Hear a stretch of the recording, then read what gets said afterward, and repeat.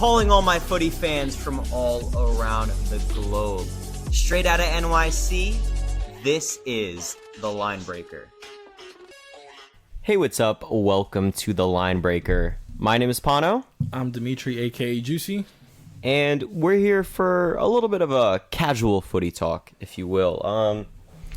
There's not going to be any specific thing that we're going to be talking about. We're just going to, the date right now, it is October 26th, 2023. It's a Thursday. We're going to talk about a few things that are interesting right now that are happening in world football.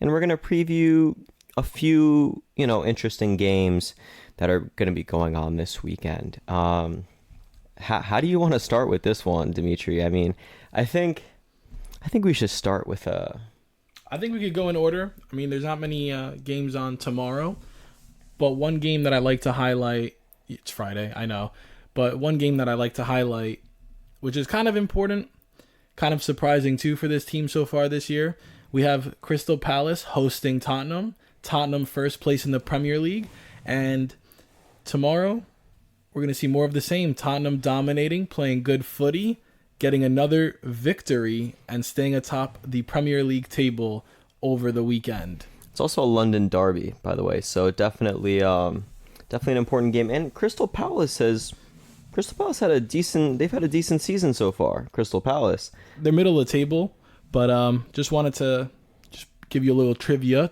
Look at me. Mm-hmm. Don't look at your phone. Yeah. Don't look at your phone, you cheater. Two teams in the Premier League haven't lost. Can you give me the two? Arsenal and Tottenham. Oh, cheated. He cheated. I didn't cheat. I knew that. He cheated. Arsenal should have lost. Two of the biggest teams in London, right? The biggest? Not even close. Tottenham shouldn't even be in that conversation. You could argue that Crystal Palace is bigger than Tottenham.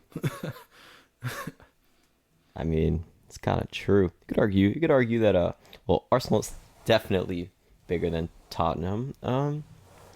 But yeah, I would say the most successful, especially recent. You know the answer to that question, but we're not going to talk about them this week. Although they also have a London derby.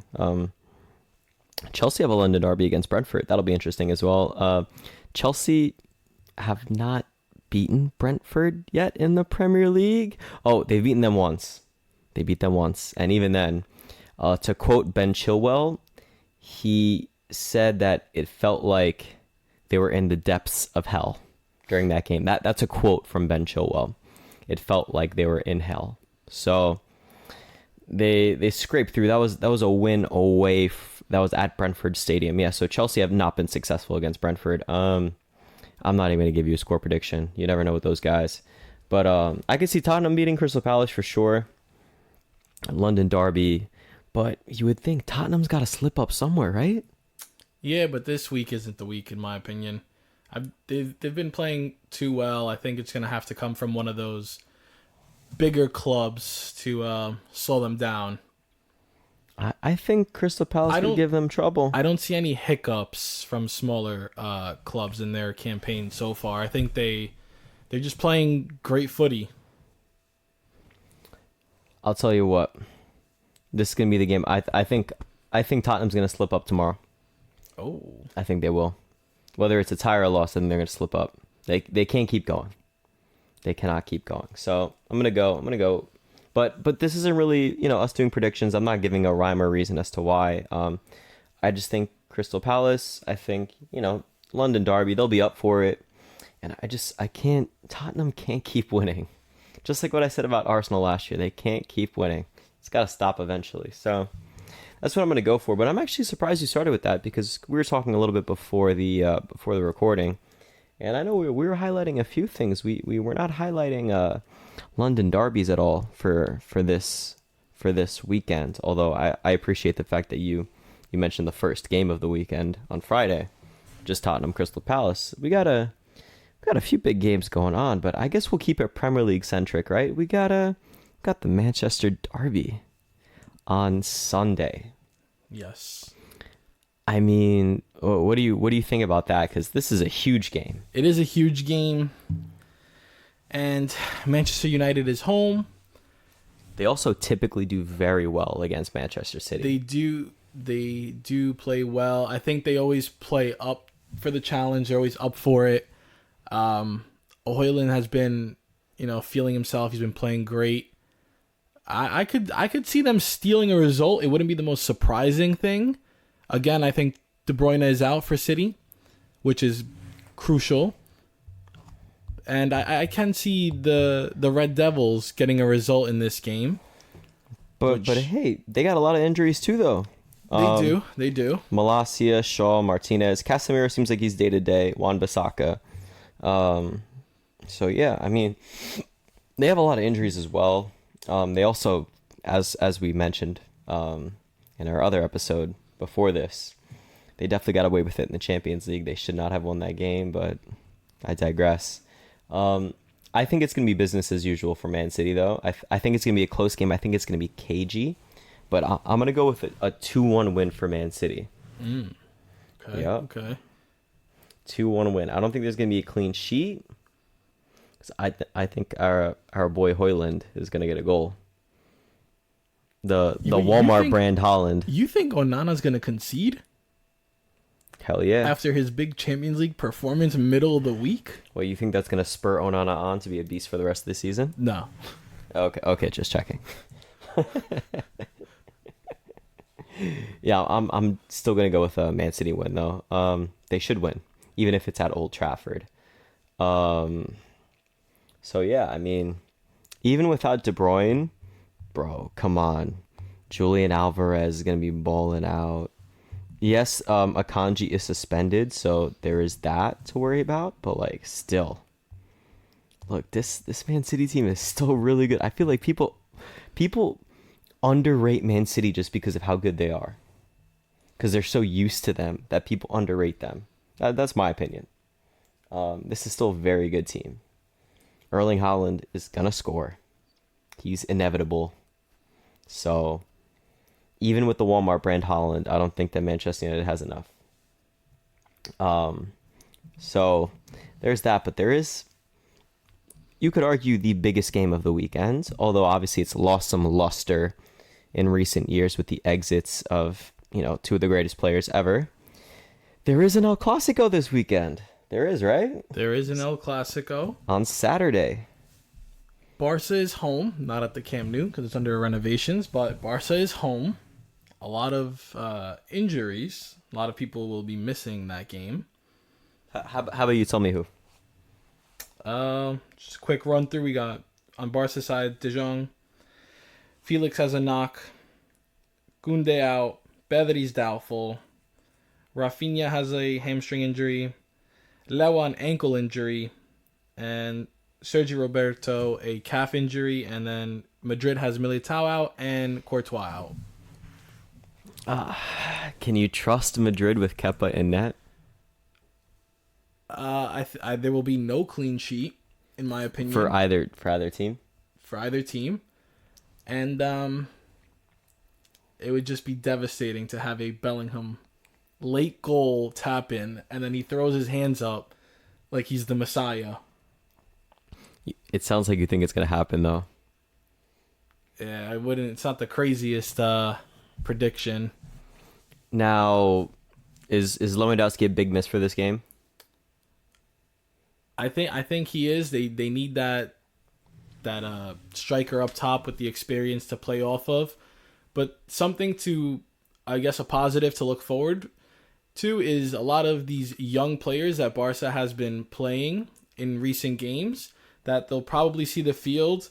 We'll most definitely see, I think, Lamine Yamal play, and he's been gathering some attention as a young teenager, taking La Liga and I guess the Champions League by storm for Barca's measure so far in their campaign.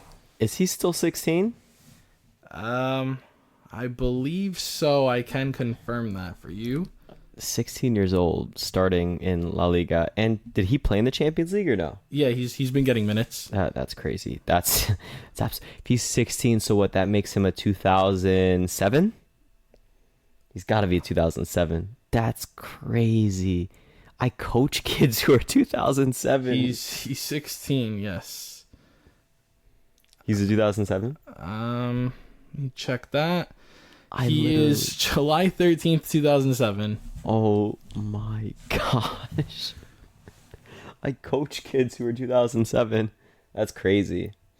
Yeah. You know who's a 2007? Big fan of the pod. Cristo Arduros. Oh, He's a okay. 2007. Okay. We just gave him a little shout out, little bowler. But just want to highlight some of the other younger players that Barca's been playing. Obviously, we all know Gavi and Pedri. Pedri probably won't be playing, as mentioned.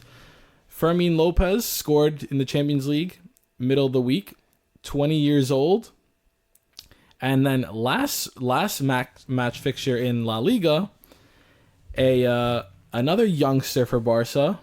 I might mispronounce his name. Marc Guille, 17 years old, beat Atleti Bilbao in his debut off the bench. A lot of young talent on this team. Very interesting.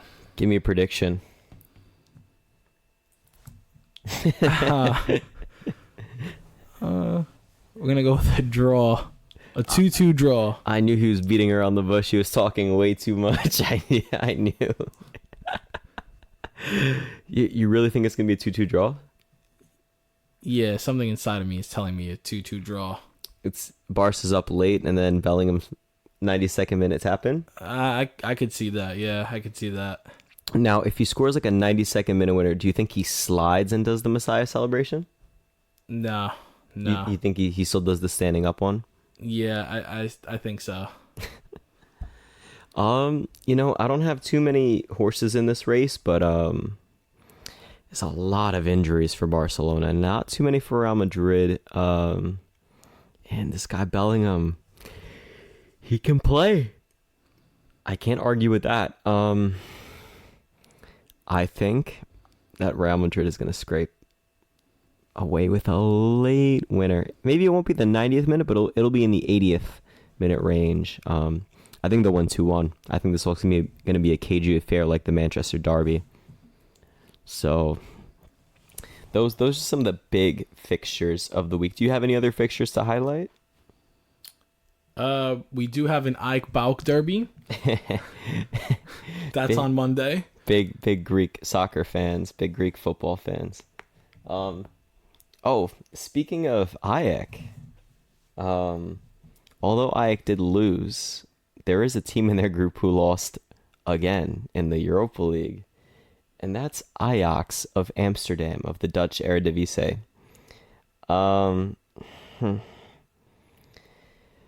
Ajax is in the relegation zone in the Dutch league. I know. We've been slowly following this, and I feel like every single week, Demetri and I kind of say like, how long is that going to last for? Like, whatever, it happens, whatever. But I believe we're 9 games into the Eredivisie, and Ajax is in the relegation zone. That's crazy. I mean, could you believe that? I mean, to be fair, they only have 7 games played, so only 7? Less than the other teams. But it's not too good to be sitting at the bottom like that. Oh, didn't they have that weird game that like got called off or something? Remember? Maybe. I think I know what you're talking about. But yeah, they haven't played really well. They've conceded more than they've scored. Well, yeah, that's kind of usually what happens when you lose games. Well, yeah, but you could be one of those teams where you just lose by 1 but win by like 4. I got you right now. So they've only won 1 game. I found an article from Reuters. So there was a game that got called off. Ajax Amsterdam's Dutch league away game against RKC Waalwijk was abandoned in the 84th minute on Saturday after RKC goalkeeper Etienne Vaesen was knocked out in a clash with an opposing player. Vaesen went down after a collision with Ajax forward Brian Brobby, causing panicked reactions from his teammates as they frantically called for medical help. Both teams went inside, and after deliberations, the game was called off. So that's one game that game was abandoned, and I don't think they've played it. I do not think they played it. That's kind of crazy. I don't think I remember like the last time that heard anything like that. What, a game getting abandoned? Oh wait, they had 2 games abandoned. They had a game against Feyenoord abandoned too. That's why they have 2 games called 2 games less than everyone. They were losing 3-0 in the 56th minute, and the game got suspended because fans were throwing flares and fireworks onto the pitch. That's crazy against Feyenoord. That's some interesting stuff right there. That's why they have 2 games less. I knew something happened. I didn't even know about the other one with the goalie getting knocked out. I knew about this one because this one was like the egregious one where they're like trying to get it like replayed or whatever. Mind you, they were down 3-0 in the 56th minute. So Ajax is an absolute circus right now. That's crazy. Could you see them finishing last in the Europa League group? I could see them finishing in last. I hope Ajax could beat them. Dimitri's an Ajax fan, so I'm sure he also hopes that. They should have beaten them the last game in Greece, but I think they'll be able to get a result in the Netherlands. But I don't see Ajax beating Marseille or Brighton in the last 3-game schedule. Well, they lost 2-0 today, right? Yeah, and they tied Marseille. I think they were beating Marseille 2-0 in their previous game, and then it ended in a 3-3 draw. And they tied Ajax, right? Yeah, and Ajax missed a big chance at the end of the game. What was the final score of that game? 1-1. Yeah, that's right. Yeah, so it's not looking good for Ajax. I don't think they're going to get relegated. Let's be real now.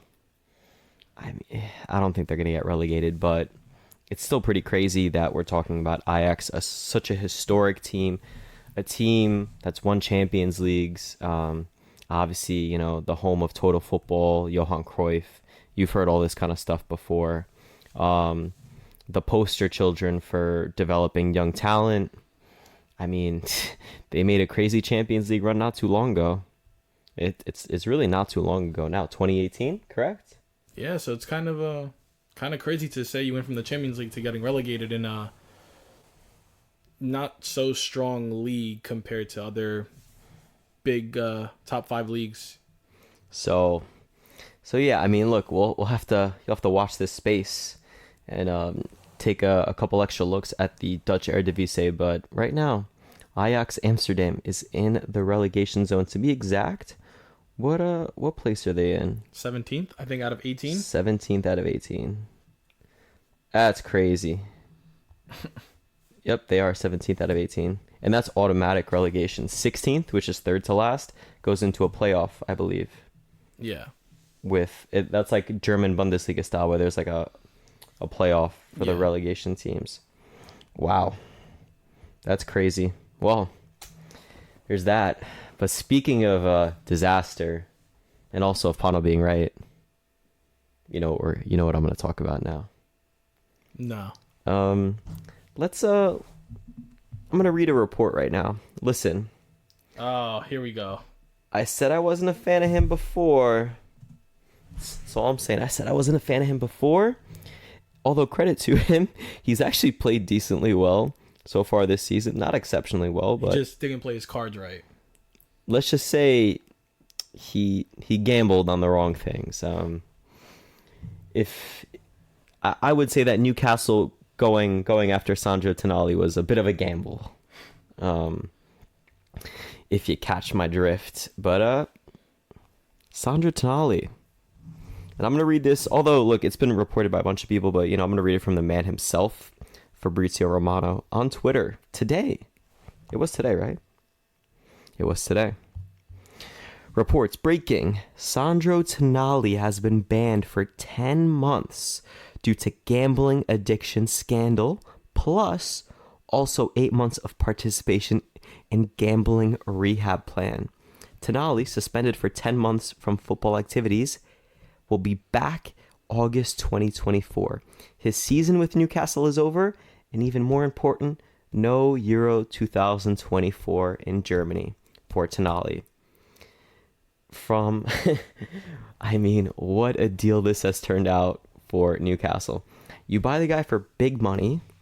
His move was, I forget exactly. Wasn't it 80 million? 80 million, around there. You buy him for that, only for him to play, it's October, right?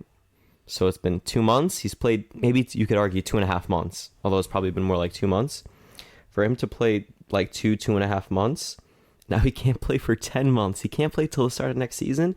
That's got to be a terrible deal for Newcastle in the end.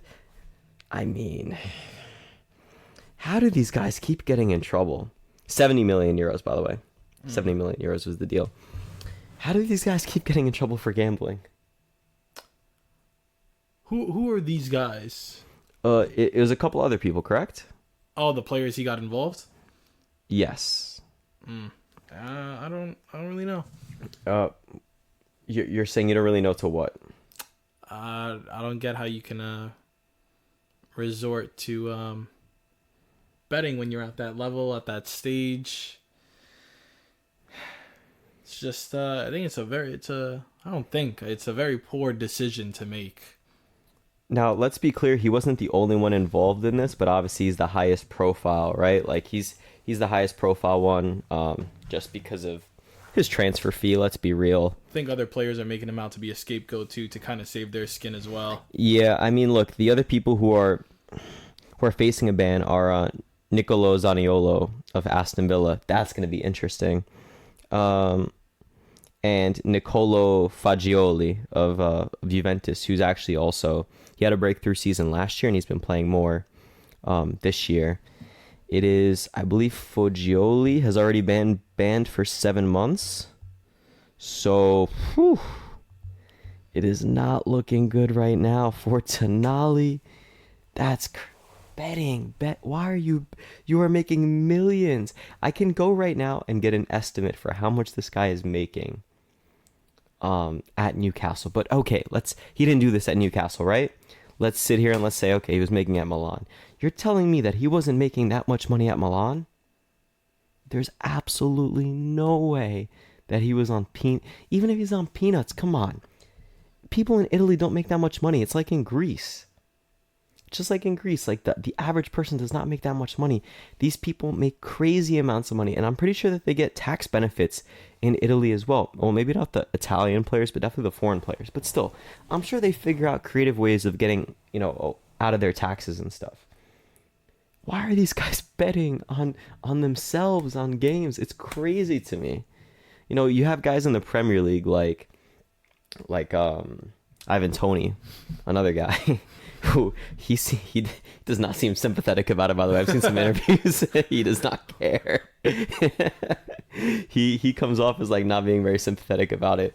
But like, to be betting on games, come on, guys. You guys are making millions. Yeah.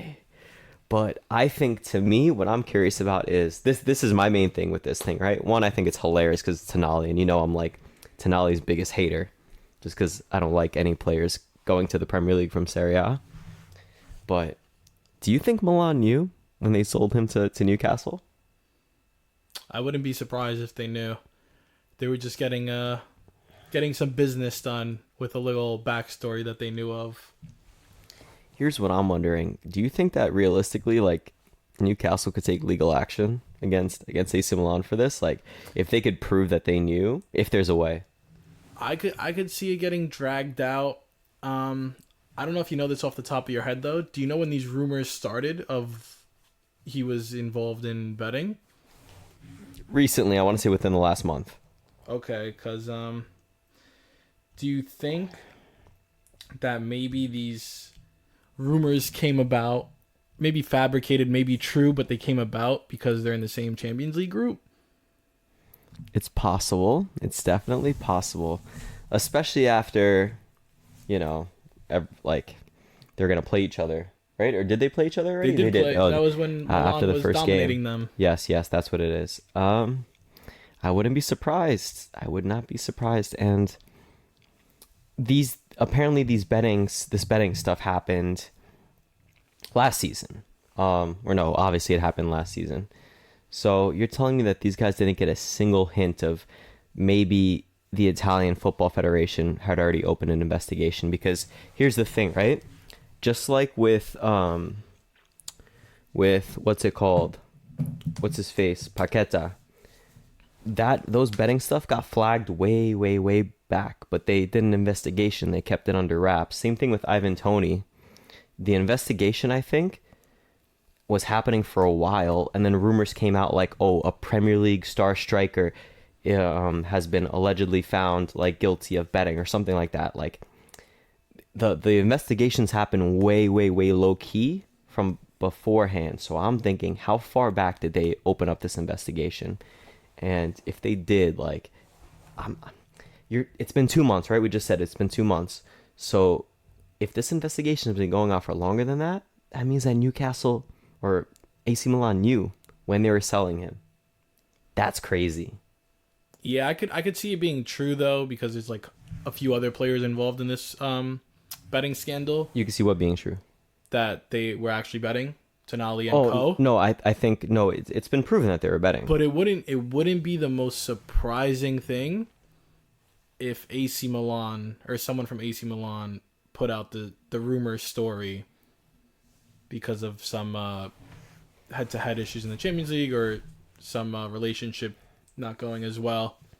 Because that would have to go with hand in hand with knowing prior to the suspension coming down that they knew. Well, there's probably that, yeah. But look, there's no allegedly, like they've been found guilty. I'm pretty sure Zaniolo is the only one who hasn't been charged yet.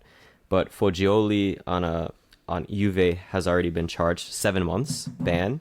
Tonali 10 months. I wonder if Tonali was the ringleader in all this. I think he was a scapegoat, being an example. Maybe, for sure. And we got to see what's going to happen with Zaniolo now. That's going to be huge for Aston Villa because apparently he's been playing well for them. Yeah, I mean, this is bad. Wait a second. Zaniolo was at Galatasaray last season, at least from January. I'm not 100% sure if it was also... But, bro, if that's the case, that means this has been going on for a long time. Because Zaniolo is on loan to Aston Villa from Galatasaray. Yes, and he was at Roma prior to Galatasaray and Inter prior to Roma. Yeah, so... Oh, wait. That's kind of crazy. Okay, I think it was January. I think he went... Oh, actually, maybe not. Let's see, Galatasaray, I'm looking right now when he signed. Yeah. Okay, it was January, yeah. So that means that this has been happening at least since then.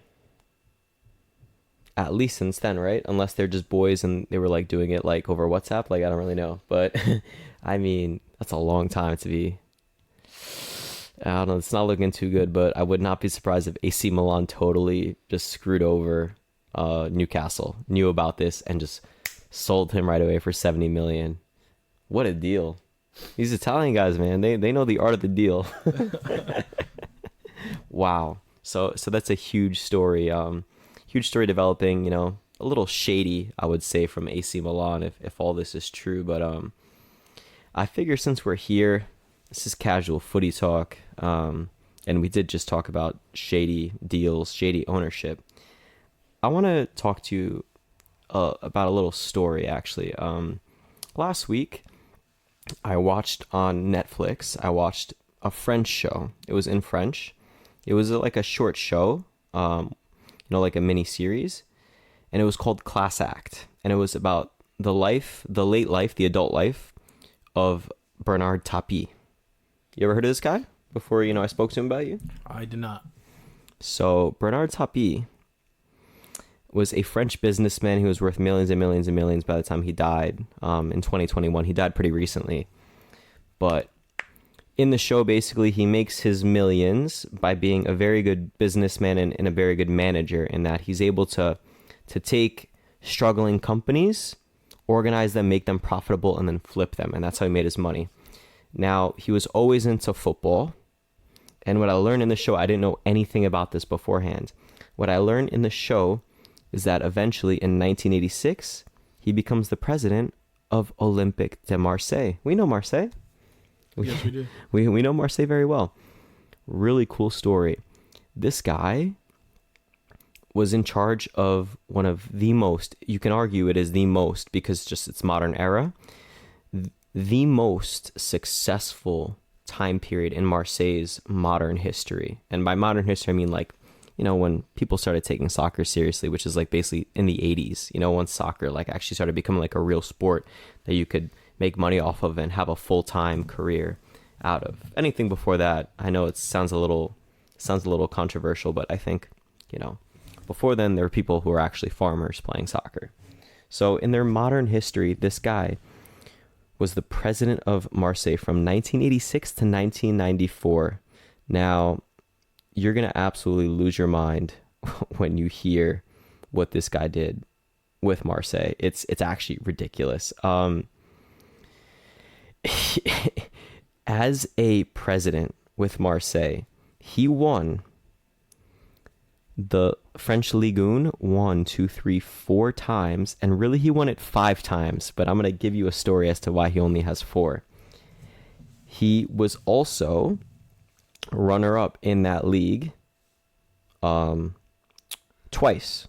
So won it 4 times, technically 5, and was the runner-up 3 times, right? Now, this is where it gets crazy, or crazier. He won the Champions League with Marseille. He won the UEFA Champions League with Marseille. He was a runner-up in 1991, and he won the league in 1993 as the owner. And this is where things start to get crazy, because I mentioned this Champions League, right? Now, in the show, it goes on to talk about, about this Marseille team and how good they were. Mind you, this Marseille team had players like Jean-Pierre Papin, who was a Ballon d'Or winner, had players like, let me go through. Let me tell you, this is the Champions League winning team, the starting lineup of this team that won the Champions League for Marseille. Let me get to it right now. So it had Marcel Desailly, that being one, had a guy named Rudi Völler. You might know him as one of the most successful German forwards of all time. He was a massive German forward, very successful. Also had players such as Abedi Pele, who is a Ghanaian legend. Not that Pele, different Pele, but also a Ghanaian legend. It also had other French legends on the team, such as Fabien Barthez. And Didier Deschamps, who was the captain of the team, mind you. So, a star-studded team. Beat AC Milan 1-0 in the Champions League final in 1993. So this was like an all-star team. But it gets a little crazy here. The week before the Champions League, they were set to play Valenciennes. Now this was an important match in that if they won this game, they were assured the French League. They were going to beat out PSG to the French League. Now, Bernard Tapie, the president, being very competitive and wanting to win as much as possible, he didn't want to sacrifice the French League. His manager wanted to sacrifice the French League, or at least put it at risk for the Champions League, because they had already won the Champions League, or the French League, 4 times up until that point. So, wanting to, not go easy on them, he tells his coach, we got to have a strong squad. But Valenciennes were known to be the bruisers of the league. Even though they were in a relegation battle, they were also in a relegation battle. They were known to hurt the opposing team, hurt the players of the opposing team whenever they would play opposing teams. So they were nervous, obviously. They didn't want to, have their important players injured for the Champions League final that's in a week. So Bernard Tapie got a player on his team to organize a little bribing scandal where he bribed 3 players on Valenciennes to throw the game for them. Now, they threw the game. Marseille went on to win the game, and they went on to win the Champions League the following week. Everything was good. Here's the thing, though. One of the players on Valenciennes wound up, having second thoughts and told on Marseille. This ensued a huge legal battle that ended up with Bernard Tapie being forced to step down as Marseille president. And even worse, Marseille were stripped of their 1993 Ligue 1 title. So they went from 5 Ligue 1s to 4. And they were relegated from the French League into Ligue 2 or Ligue 2. They were able to keep their Champions League title, luckily, but they were relegated from the French League. And with that, they were also disqualified from participating in the following Champions League and Super Cup the year after. So this Marseille team went from being one of the most successful Marseille teams ever, and you could argue it is their most successful team in modern history, with Bernard Tapie at the helm, to being relegated and being one of the worst time periods in Marseille history. Since that point, Marseille has won the French league once, in 2009-10. That's it. They've won it once since then. They've won the Coupe de France, no times since then. They only won it once with Tapie. And they've won the Coupe de la Ligue a few times since then, but I'm pretty sure that's like not a major trophy. And obviously they haven't done anything in any European competitions. They were runners up in the Europa League a few times, and that's it. Most notably 2017, 2018. But since then, they haven't really done anything. And it's all because, and despite, Bernard Tapie, who was this guy who I watched the documentary about. I thought that was crazy. I knew that Marseille won a Champions League, but I didn't know how good their team was back then, how star-studded their squad was. And it's kind of crazy seeing like how all of it kind of fell apart after a bribery scandal where realistically they probably could have won the game on their own. And their coach believed that they could have won the game on their own. And this betting scandal, obviously ruined people's lives. And Bernard Tapie wound up going to jail for it for a little less than a year. That ruined his reputation. And so just a little, random little tidbit there, just from a little Netflix show that I saw that piqued my interest. I read a little bit more about it. Marseille, Champions League winners, then relegation battlers, or, being in the second division of Ligue 1 of the French pyramid. Is Marseille's historically one of the best French team, or tied with the most league titles with PSG now, right? They have 9 Ligue 1 titles. I don't know how many PSG has. I think PSG has 9 as well, if I'm not mistaken. Well, probably Olympique Lyon is the other team that has the most. I mean, I'll double check for you. No, but I think PSG is like up there with Marseille now. PSG has 11 Ligue 1 titles. I see. Because that was the other thing. Wait, why I think my timeline might be a little bit off.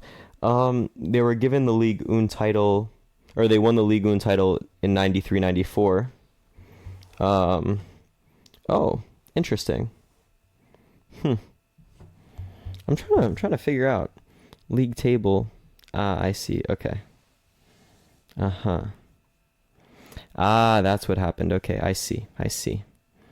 Yeah, there was no... Yes. So they won the year that Marseille eventually did get relegated, because obviously, like with these legal battles, they usually take like a year. Mm-hmm. Marseille finished second the following year, and then they got relegated because they were found guilty.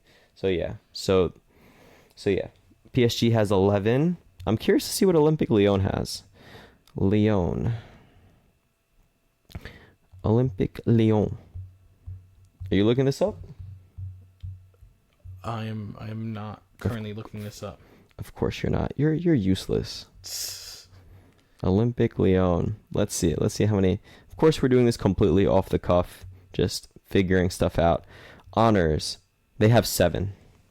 Lyon. Have they won a Champions League? They have not won a Champions League. Well, there you go. So, a little French drama that I got to read up on. So, that's my little bit on that. Do you have anything anything else to I have nothing else to add to this episode of the podcast. Nothing else to add to this casual footy talk. So yeah, we're gonna wrap it up there. Leave you with a little bit of story about that. So yeah, my name is Pano. I'm Demetri, aka Juicy, and we're out of here.